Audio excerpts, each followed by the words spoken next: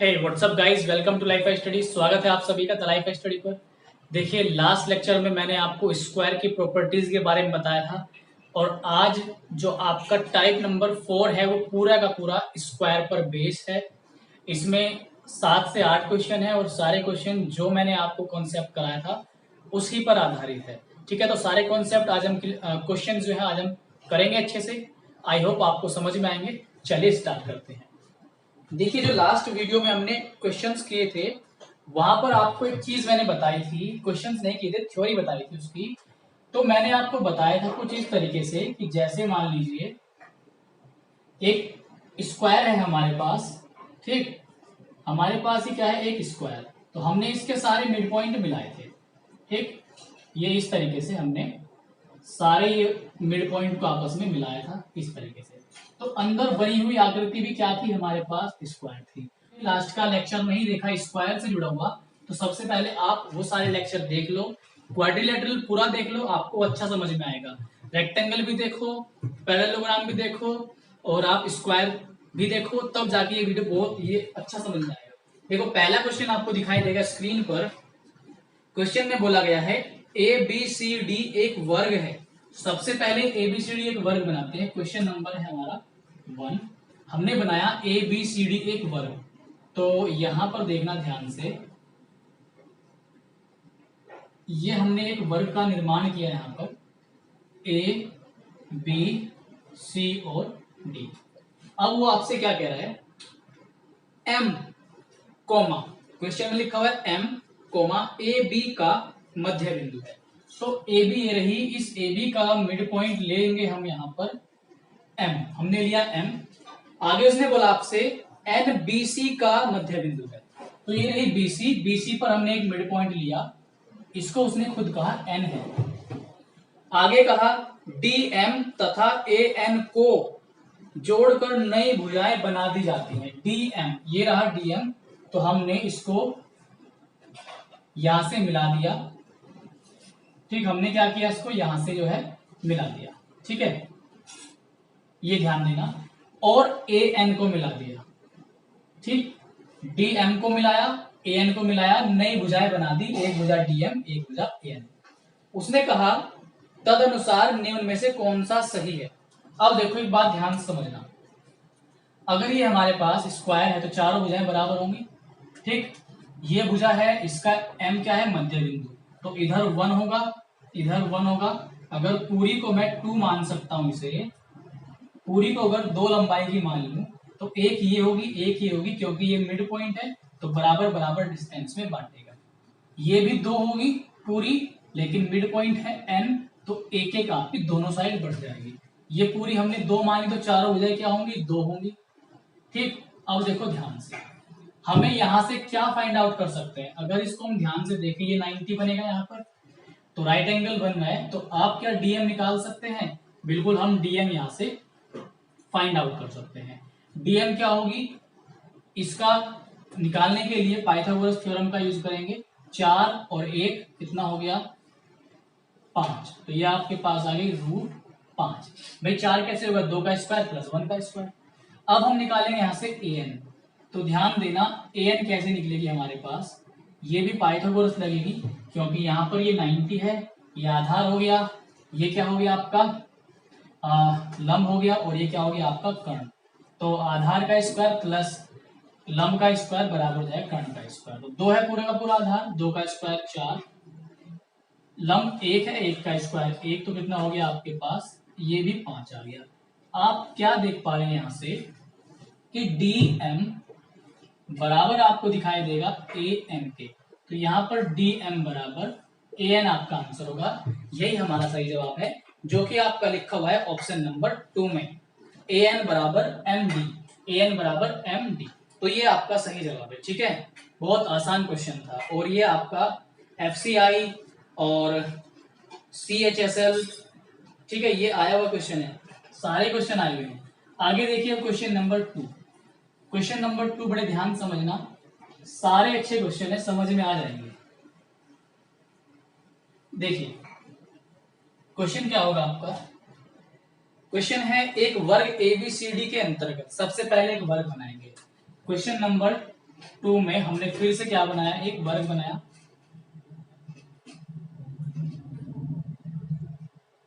ठीक है, हमने बनाया ये एक वर्ग बनाया।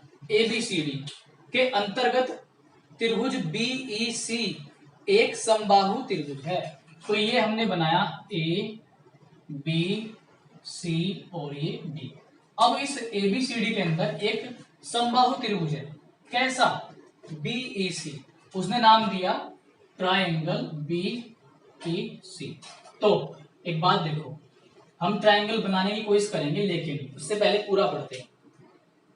उसमें यदि CE तथा BD, CE तथा BD, तो BD ये रही, तो सबसे पहले BD को ही मिलाओ। ठीक है, हमने क्या किया, इस BD को जो है मिला दिया यहां से। ठीक, ये मिला दिया। अब CE हमने E रखा, और यहां पर ये ध्यान रखना, ध्यान से बनाना थोड़ा सा। ठीक, इस तरीके से समबाहु बोला तो ये तीनों भुजाएं क्या होंगी, बराबर होंगी। ठीक है, अब उसने क्या कहा, उसमें यदि CE तथा BD परस्पर ऊपर काटते हैं, तो जो CE है ये पॉइंट E बोल सकते हैं। तो यहां पर उसने CE को आगे बढ़ाया जब, तो यहां पर आगे बढ़ाने पर ये ऊपर काट रहे हैं, जैसा कि आप देख पा रहे हैं ये ऊपर काट रहे हैं, तो यहां पर कोई एंगल बनेगा। तो उसने कहा एंगल BOC निकालो। क्या निकालो? Angle BOC। BOC यानी कि ये एंगल निकालना है हमें, ये वाला जो ऊपर बना। तो ध्यान देना एक बात का, अब हमें BOC निकालना है। अगर मैं इसे हटा दूं, सबसे पहले तीनों भुजाएं बराबर हैं, तो ये 60 होगा, 60 होगा। अब मैं इसे यहां से हटा रहा हूं, हमें ये पता है ये 60 है। ठीक, क्योंकि क्या है, ये एक वर्ग है। अब वर्ग में हमें पता है 90 डिग्री एंगल बनता है। ठीक, एक पॉइंट आप नोट करके लिखेंगे यहां पर। लास्ट लेक्चर में मैंने आपको वो मेंशन किया था, मैंने लास्ट वीडियो में आपको मेंशन किया था कि वर्ग में जो विकर्ण होते हैं वो समद्विभाजित करते हैं शीर्षों को। तो ये पूरा 90, तो नीचे कितना बनेगा, 45, ऊपर भी कितना बनेगा, 45। अब आप एक बात ध्यान देना, ये 60 है, ये 45 है, तो 60 और 45 105। तो यहां पर ये वाला एंगल कितना होगा आपका, 75 डिग्री होगा या नहीं होगा? ये 45 क्योंकि समद्विभाजित करता है, डायगोनल जो है। यहां पर भी अगर बात करें तो 45 45 होंगे, 45 ऊपर 45 नीचे। समद्विभाजित करता है तो 90 को 45 45 में तोड़ेगा। क्योंकि समबाहु त्रिभुज बन रहा था तो तीनों कोण उसके 60 थे, मैंने एक भुजा हटाई तो आपको क्लियर हुआ, ये 60 45 105 और ये फिर 75। तो आपका आंसर जो इसमें आएगा, ये आएगा आपका 75 डिग्री। ठीक है, ऑप्शन नंबर आपका होगा सेकंड।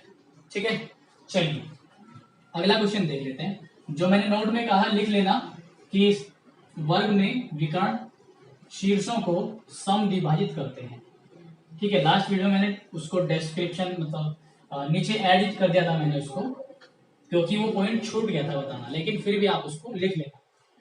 देखिए अगला क्वेश्चन नंबर तीसरा, क्वेश्चन नंबर 3 में क्या कहा गया, पढ़ेंगे ध्यान से, दिखाई दे रहा होगा। दी गई आकृति में PQRS एक वर्ग है, तो PQRS एक वर्ग बनाते। सबसे पहले हमने बनाया एक PQRS एक वर्ग बनाया, तो P इसको नाम दिया P, इसको नाम दिया Q, इसको नाम दिया R, इसको नाम दिया S। एक वर्ग बनाया। अब देखो जैसा आप चित्र में देख पा रहे हो, SRT एक समबाहु त्रिभुज है। चित्र में इस तरीके से बना हुआ है। सबसे पहले उसने विकर्ण को मिलाया हुआ है यहाँ पर। ठीक है, विकर्ण को मिलाया हुआ है। और SRT, अच्छा उसके अकॉर्डिंग ही चित्र बनाना पड़ेगा, तो ये पॉइंट्स उसके अकॉर्डिंग ही लेने पड़ेंगे। अगर ना देता तो हम कैसे बना सकते थे, P और Q R S, तो S और यहां पर एक पॉइंट लिया T और उसको ऐसे यहां से हमने जो है मिला दिया इस तरीके से। ठीक है, इसको कहा T पॉइंट। ठीक, अब देखो ध्यान से, यहां पर ये जो उसने कहा एस टी आर या एस आर टी, ये कैसा पॉइंट होगा आपका? समबाहु त्रिभुज है, पॉइंट नहीं त्रिभुज। समबाहु का मतलब इसकी तीनों भुजाएं क्या होंगी? बराबर होंगी। ध्यान दो, एस आर टी जो त्रिभुज है ये कैसा है? समबाहु है, समबाहु। ठीक है, समबाहु होने का मतलब तीनों भुजाएं बराबर है। ठीक, अब देखो यहां पर अगर तीनों भुजाएं बराबर है तो तीनों कोण 60-60 के होंगे, ये भी 60 होगा और ये भी 60। इतना तो आप समझते हैं। अच्छा, अगर एक बात देखो आप, ये पूरा का पूरा यहाँ पर क्या है? 90 बनेगा। कौन सा 90 बनेगा? मैं आपको ब्लू से बता रहा हूं जो 90 बनेगा। ये पूरा ट्राइंगल में, ट्राइंगल नहीं वर्ग में पूरा कोण 90 बनेगा। 90 में से ये देखो, ये क्या है आपका? डायगोनल। अभी मैंने आपको बताया डायगोनल जो है इस एंगल को या इस एंगल को या इसको या इसको बराबर दो भागों में तोड़ता है। तो इससे ऊपर का 45, इससे नीचे का 45, यानी कि ये एंगल जो आपको दिखाई दे रहा है, ये एंगल ये कितने का बनेगा? यहां से 45 बनेगा, पक्का 45 बनेगा। ठीक है, आपसे पूछा क्या गया है? आपसे कहा गया है एस ओ आर, तो आपको निकालना है एस ओ आर। ओ कहाँ है? यहां पर है ओ। ठीक, ये पॉइंट है आपका ओ, तो ये एंगल आपको बताना है। एक बात ध्यान दो, ये 45 हो गया।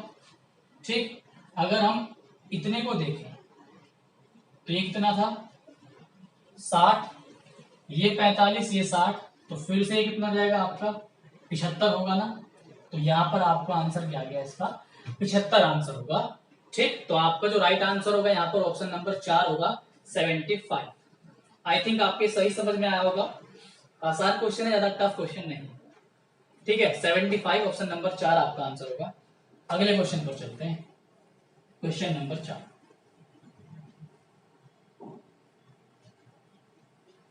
देखिए क्वेश्चन नंबर 4 में, क्वेश्चन नंबर 4 क्या है आपका? 4 में आपसे कहा गया दी गई आकृति में ए बी सी डी एक वर्ग है।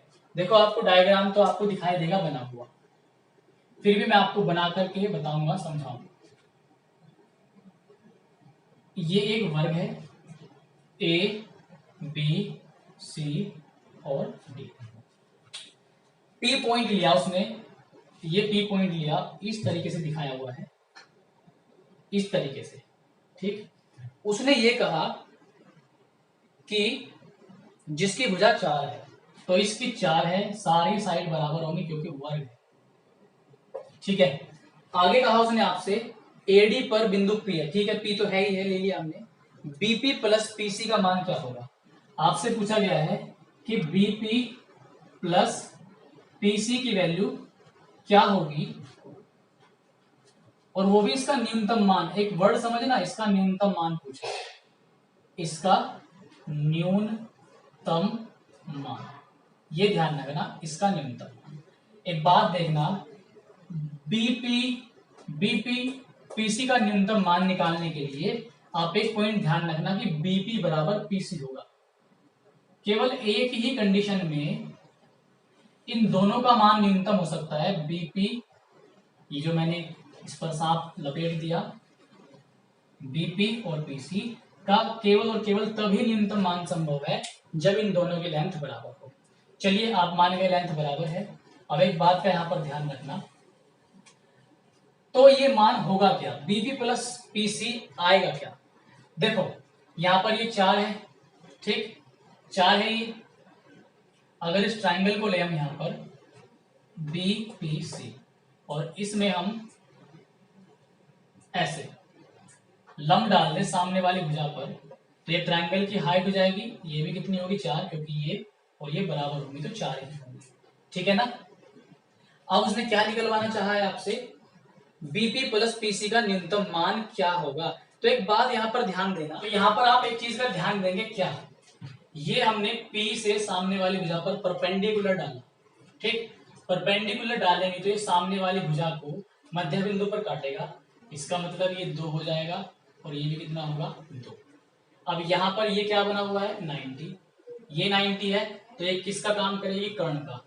तो बीपी निकालेंगे यहाँ से, बीपी क्या होगी? क्योंकि एक कर्ण बन गई तो ये क्या होगी, आधार का स्क्वायर 4 और ये लंब का स्क्वायर, ये कितना जाएगा 16। तो 16 4 कितना होगा यहाँ से आपका रूट के अंदर 20, ये आएगा 2√5। ठीक, सेम यही केस यहाँ होगा। अगर आप पीसी निकालने लगे, पीसी भी आपका यही आएगा। तो बीपी की वैल्यू 2√5, पीबी की वैल्यू 2√5। ठीक है, पीसी और पीबी दोनों की वैल्यू कितनी 2√5। तो 2√5 प्लस 2√5 कितना जाएगा आपका 4√5। यही आपका बिल्कुल क्या होगा, सही जवाब होगा। ठीक है, चलिए अब हम देख लेते हैं अगला क्वेश्चन। इसको आप ध्यान से करना, आपके समझ में आ जाएगा। अगला क्वेश्चन देखते हैं, क्वेश्चन नंबर 5। क्वेश्चन नंबर 5 अच्छा क्वेश्चन है, आराम समझ में आएगा। देखो अगला क्वेश्चन में बताया गया आपको पी क्यू आर एस वही एक वर्ग है 16 सेंटीमीटर भुजा वाला। चलिए 16 सेंटीमीटर वाला एक हमने यहां पर वर्ग बनाया, ये है आपका वर्ग। 16 सेंटीमीटर भुजा है पी क्यू आर और एस। ठीक है, ये हो गया आपका वर्ग। आगे कहा दिए गए वर्ग से काटे जा सकने वाले सबसे बड़े सम अष्टभुज की भुजा का मान क्या होगा। देखिए ऐसा ही क्वेश्चन आपका रेक्टेंगल में गया था। चलिए मैं फिर भी मेरा मन है कि चलो इसको करा दूं, क्योंकि आसान है, आपको समझ में आ जाएगा। इस दिए गए वर्ग से काटे जा सकने वाले सबसे बड़ा सम अष्टभुज की भुजा का मान क्या होगा। इससे समअष्टभुज काटना है।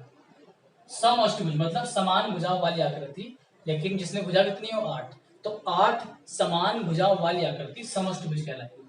तो यहां से भी हमें बराबर काटना पड़ेगा, इधर से भी बराबर काटना पड़ेगा, यहां से भी बराबर काटेंगे और यहां से भी बराबर काटेंगे। ध्यान देना, अब मैं इसको यहां पर रेड से बना रहा हूं। ठीक है, इस तरीके से यहां पर मैं बना रहा हूं रेड से, ये मैंने बनाया क्या रेड से, और थोड़ा सा इसको सही करके बना लेंगे और ताकि आपको अच्छे से फीलिंग आए कि हाँ डायग्राम बिल्कुल सही है। तो इसको मैंने बनाया रेड से। तो इसमें भुजाएं कितनी है यहाँ पर 1 2 3 4 5 6 7 8, सारी की सारी ये बराबर है। क्या है ये बराबर। तो अब यहाँ पर उसने क्या कहा आपसे, भुजा का मान ज्ञात कीजिए। ठीक है, सबसे बड़े सम अष्टभुज की भुजा का मान, यानी कि ये भुजाएं हैं इसकी, तो इसकी कोई भी भुजा सारी बराबर है, तो किसी भी एक का मान निकाल लो, मतलब हमें एक का ही मान निकालना है। तो देखो ये यहां से यहां तक और यहां से यहां तक बराबर होगी। अगर ये x है तो ये भी क्या होगी x, क्योंकि वर्ग में ये कितना का कोण बनेगा आपका 90 का। अगर ये 90 है, ये x, तो ये कितनी होगी √2 और x। अब ये लंबाई √2x आ गई, ध्यान देना ये वाली √2x। मैंने कहा था समष्टभुज है, समष्टभुज में सारी भुजाएं क्या होंगी इसकी बराबर होंगी। तो ये भी √2x होगी, ठीक, ये भी √2x होगी, ये भी √2x, ये भी √2x, ये भी √2x और ये भी √2x, ये भी सारी √2x। ठीक है, अब एक बात का ध्यान देना, ये x है, ये √2x, ये भी क्या होगी x, क्योंकि हमें चारों तरफ से बराबर ही काटना पड़ेगा। अब एक भुजा कितनी दे रखी है 16, वर्ग की एक भुजा दे रखी है 16, वर्ग की एक भुजा क्या है 16, लेकिन यहां से एक भुजा की लंबाई कितनी है x और x 2x प्लस √2x बराबर कितना 16। x कॉमन लोगे तो 2 प्लस √2 बराबर कितना आएगा आपका 16। x की वैल्यू कितनी आएगी 16/2 प्लस √2। ऊपर नीचे हम क्या करेंगे 2 माइनस √2 से मल्टीप्लाई करेंगे। ठीक, जब हम मल्टीप्लाई करेंगे तो ऊपर बनेगा 16 into 2 minus √2, a minus B, A plus D का फॉर्मूला आएगा, कितना आएगा आपका ये 2 से कट जाएगा, कितना आएगा 8 इंटू 2 माइनस √2। ये आपका यहाँ पर क्या होगा आंसर होगा। इस तरीके से करेंगे, बहुत आसान क्वेश्चन है, बस आपको समझना है कैसे कैसे क्या होगा। ठीक है, अगले क्वेश्चन पर बढ़ते हैं हम। तो क्वेश्चन आसान है, आपको अच्छे से कॉपी में नोट्स बना करके चलना। देखिए अगला क्वेश्चन, क्वेश्चन नंबर यहां पर 6। छठे क्वेश्चन में देखिए, ABCD एक वर्ग है, ठीक, ABCD एक वर्ग है यहां पर। तो ABCD हमने बनाया एक वर्ग, ठीक है, ABCD ABCD। आगे कहा आपसे CDE वर्ग के बाहर एक समबाहु त्रिभुज है। CDE यहां पर लिया E, इसको ऐसे मिला दिया, ठीक है। समबाहु बोला तो तीनों भुजाएं क्या होंगी, बराबर। ये भुजा तीनों भुजाएं बराबर होंगी। 60 का होगा, 60 का होगा, ये 60 का होगा। आप जानते हैं 60 60 की होते हैं। ये भी कितना होगा आपका, 60 का होगा, ठीक है। उसने कहा BEC का मान डिग्री में क्या होगा, BEC तो B को E से मिलाओ, B को हमने मिलाया E से, ठीक है। अब हमें बताना है एंगल BEC। देखो बहुत अच्छा क्वेश्चन है। ये बताओ कितना है, 90 है ना, ये 90 है, ये 60, तो ये पूरा कितना हो गया, 150, ठीक, पूरा 150 हो गया। अब ये तीनों भुजाएं बराबर हैं। ये भुजा आप देखो DC एक वर्ग की भुजा है, वर्ग की चारों भुजाएं बराबर, तो चारों भुजाएं क्या हो जाएंगी आपस में, बराबर। अब इस ट्रायंगल में देखो, ये भुजा और ये भुजा बराबर, तो इसके सामने का ये एंगल और इसके सामने का ये एंगल बराबर होंगे। 150 अकेला ये हो गया, त्रिभुज के तीनों कोणों का योग 180, तो दोनों आधे आधे बढ़ जाएंगे। तो जब इन्हें हम आधा आधा बांटेंगे तो कितना आएगा यहाँ पर, 15 डिग्री, और ये भी यहाँ पर कितना आएगा, 15 डिग्री। इसका मतलब BEC, E पर कितना है 15, तो यहाँ पर आपका आंसर कितना हो गया, 15। यही आपका सही जवाब होगा। समझ में आ गया होगा। अब हम चलते हैं अपने अगले क्वेश्चन पर। किसी बच्चे के अगर थोड़ा सा वीक है तो वो वीडियो को रिपीट करके देख सकता है। देखिए अगला प्रश्न क्या है आपका, अगला और आखिरी प्रश्न 7 नंबर, क्वेश्चन नंबर 7। कहा गया है कि एक वर्ग है कि भुजा को 20% बढ़ाया जाता है तो उसके परिमाप में कितने प्रतिशत वृद्धि होगी। सिंपल क्वेश्चन है, ध्यान समझो, कभी नहीं भूलोगे। एक वर्ग बनाया हमने, क्या बनाया, एक वर्ग। वर्ग आप जानते हैं चारों भुजाएं बराबर होती हैं, ये चारों भुजाएं क्या होगी, बराबर। अब क्योंकि परसेंटेज का जिक्र आया तो मैं 2-3 तरीके से आपको बता सकता हूं। मैंने मान लिया इसको, ये भुजा 100 है तो सारी भुजाएं क्या हो जाएंगी, 100, ठीक, सारी भुजाएं क्या हो जाएंगी, 100। परिमाप क्या होता है, चारों भुजाओं का योग, तो परिमाप कितना हो जाएगा आपका, 400। परिमाप क्या हो जाएगा, 400। एक बात का ध्यान दो, पहले मैं भुजा के बारे में लिखता हूं। भुजा कितनी थी पहले, 100, ठीक, तो परिमाप कितना, 400। ये है भुजा और परिमाप होता है 4a, ये 400। अब एक बात देखो, उसने क्या कहा कि भुजा को 20% बढ़ाया, मतलब इस 100 वाली भुजा को 20 बढ़ाकर कितना कर दिया, 120। इसको भी कितना कर दिया, 120। इसको भी कितना कर दिया, 120।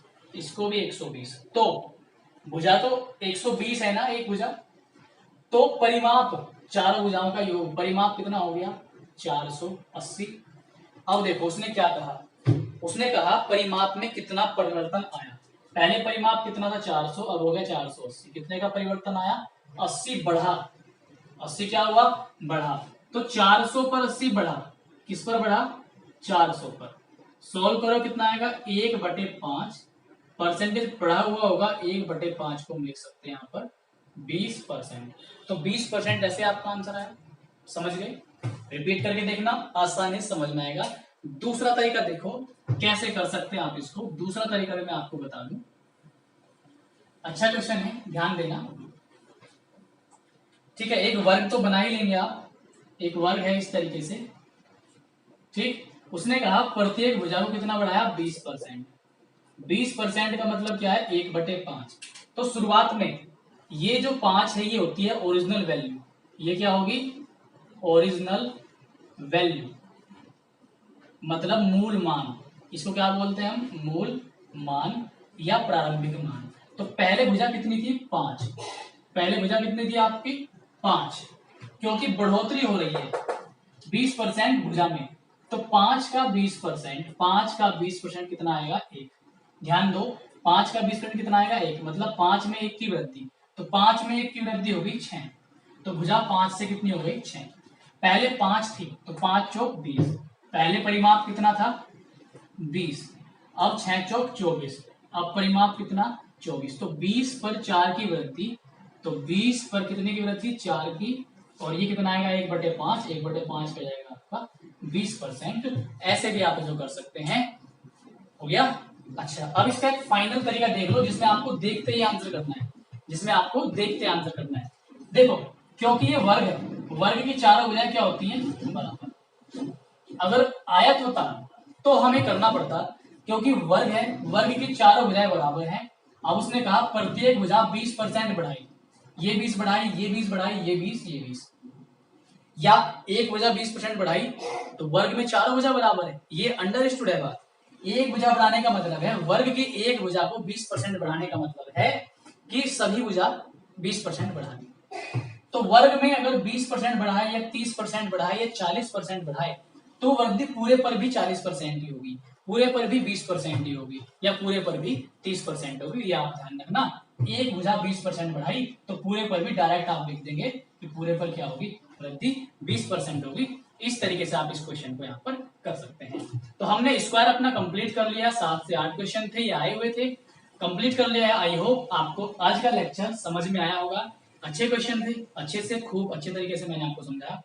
तो अगर आपको आज का वीडियो अच्छा लगा तो इसको लाइक कर सकते हैं और प्यारा सा कमेंट कर सकते हैं। वीडियो को आप शेयर भी जरूर करना। मिलते हैं आपसे नेक्स्ट वीडियो में। Good bye.